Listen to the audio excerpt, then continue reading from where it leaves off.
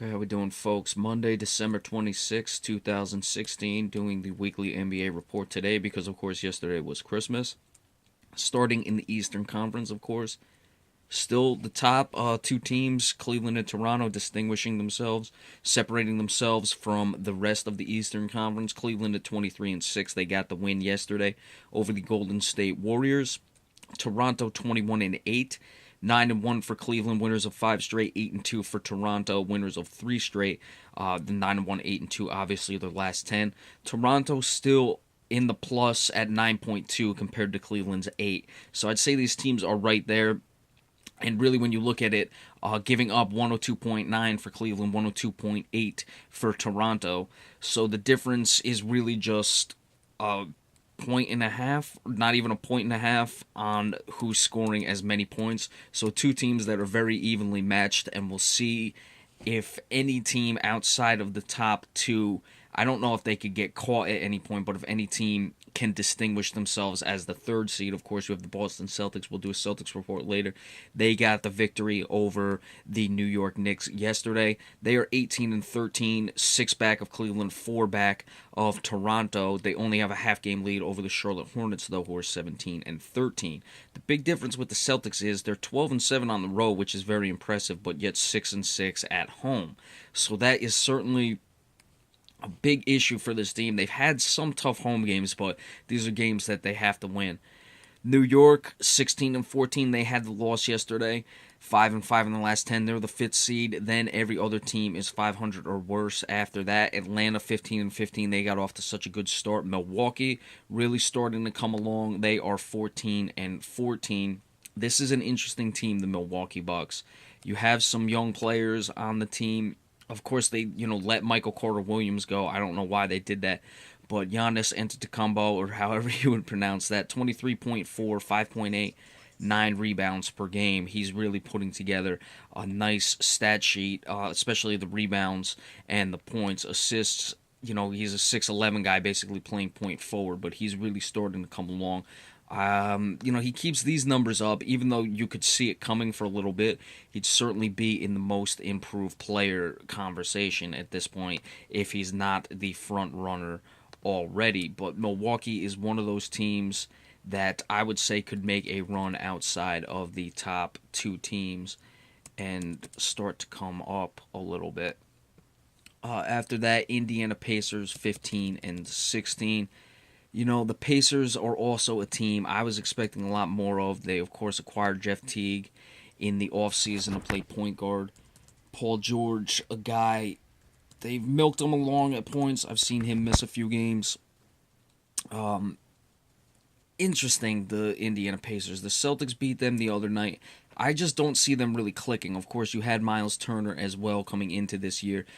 But I don't know. I don't know what it is. I've watched a few of the Pacers play because they've played the Celtics a couple times, seen a few other games. I'm just not seeing a team that, was over 500 last year and I figured was coming on. Chicago, losers of 3 straight. They're still in the plus.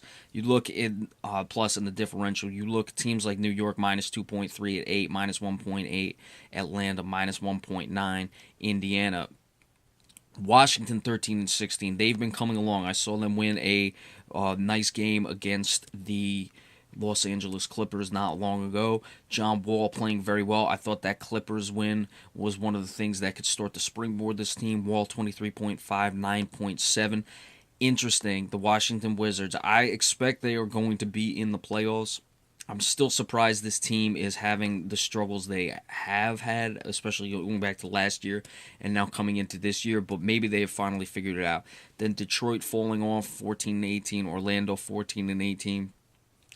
Then the last 3 are Miami 10-21, Philadelphia 7-22, and Brooklyn 7-22. But between the Boston Celtics, who are third, and the Orlando Magic, who are, 12th, you have only a 4.5 game difference. So any team is really in it still, except for Miami, Philadelphia, and Brooklyn. Miami, no surprise the way they're falling off. In the Western Conference, Golden State 27-5, San Antonio 25-6, both 8-2 in their last 10. Golden State had the loss yesterday on Christmas. San Antonio had the win. Houston's 10-game winning streak has been snapped. They're 8-2 in their last 10. Losers of 1. Actually, they've probably played a few games after it got snapped. Yeah, they're 1-3, or 1-2, that is, after it got snapped. But that's another team that I don't know what to make of the Houston Rockets, because, of course, with Mike D'Antoni, they don't really play defense, but neither does James Harden. So, of course, we made a point of that last report we did. Keep an eye on that. How is it going to work out? Especially in the regular season, this team can compete. You really got to look at the Houston Rockets come playoff time, though. But I expect them to be at the top throughout the regular season. Clippers starting to fall back down. They're a plus 7.4. 22-10. Now, the interesting thing is you look at those top 4 teams in the West, plus 7.4 Clippers, plus 6.8 Rockets, 6.6 Spurs, and of course 12.9 the Golden State Warriors. After that, you have the Grizzlies, who I think are having a very impressive bounce back year. The Grizzlies, this isn't a team that I could say has a shot to win the finals anymore. I think they missed their opportunity. What was that, in 2013? And I don't even want to say missed their opportunity. I just think that's as close as they were going to get when they went to the conference finals and got swept by the San Antonio Spurs. That's what I thought this team had the best chance, and they lost it. But they've come back nicely now with Mike Conley back in the lineup, 20-12, but they're plus 0.2 of a point. Oklahoma City 19-12, plus 1.8. Utah Jazz 18-13, plus 3.9. The best of those teams. So you see a clear distinction between the top 4 and the bottom 3. And then 4, Sacramento Kings, winners of 3 straight, up to 13-17. Could this be the year the team actually at least is playing meaningful games in March into April, possibly finishing above 500? Of course, that would mean the longer this team stays competitive, the less likely it is DeMarcus Cousins will get traded. DeMarcus Cousins, again, putting together a sensational season, 29.1 points, 10.6 rebounds. The block's a little low at 1.5, but that's still good enough. I don't know how people seem to think that DeMarcus Cousins isn't a game changer in this league. I know the team's been poor, but they've been a poorly run organization. So this year, if they can keep things going, it's unlikely that DeMarcus Cousins will be hitting out of town. Portland really disappointing me, 13-19, losers of 5 straight. I don't know what to say about the Trailblazers. This was a team I picked making it all the way to the conference finals. Of course, Damian Lillard now day-to-day with a sprained ankle, but very confusing to me how this team has fallen off so much. Lillard, 27 points, 6.2 assists, 4.5 rebounds. Now, you look at a guy like Damian Lillard averaging 27 and 6.2 assists. Granted, his rebounds are clearly going to be better than this guy, but I'd like to point out Isaiah Thomas's numbers. Isaiah Thomas, 27 points, 6.2 assists, 2.6 rebounds. So, people will give Damian Lillard a lot of love, and I give Damian Lillard a lot of love as well. But if Damian Lillard, who was a second-team All-NBA player last year, is certainly going to be in contention this year, but with the team losing, and Boston can continue to improve, there's no reason to suspect that Isaiah Thomas doesn't have a shot at the All-NBA team. But I'll go more into that when I do the Celtics report. Then Denver 12-18, the Lakers 12-22. They've come back down. Of course, with Sacramento only being 13-17, I'd say up to about Denver. There's still competition for that 8th spot. New Orleans 11-21.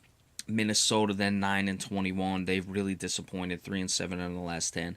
Dallas Mavericks 9-21. I'd like to see if Dallas finishes the year professionally. They got 52 games left that they could play around 500, get close to 30 wins, and then Phoenix 9-21. All right, and of course the power rankings. Even though the Cavaliers beat the Warriors yesterday, I'm still going with the Warriors. They do have 4 more wins and 1 less loss than the Cleveland Cavaliers. Number 2 will be Cleveland, 23-6. They've won 5 straight. In comparison to San Antonio, who I'll put in 3rd at 25-6, they've only won 2 straight. 4th, the Toronto Raptors. I'm really impressed by this team. I think they're going to be right there with Cleveland all the way to the finish line. Don't sleep on the Toronto Raptors. And then 5th, the Houston Rockets. All right, so we'll come back in a little bit and do the Celtics report. Make sure you stay tuned for that. And remember, we appreciate all subscriptions as well. See you in a little bit, folks. Thank you so much.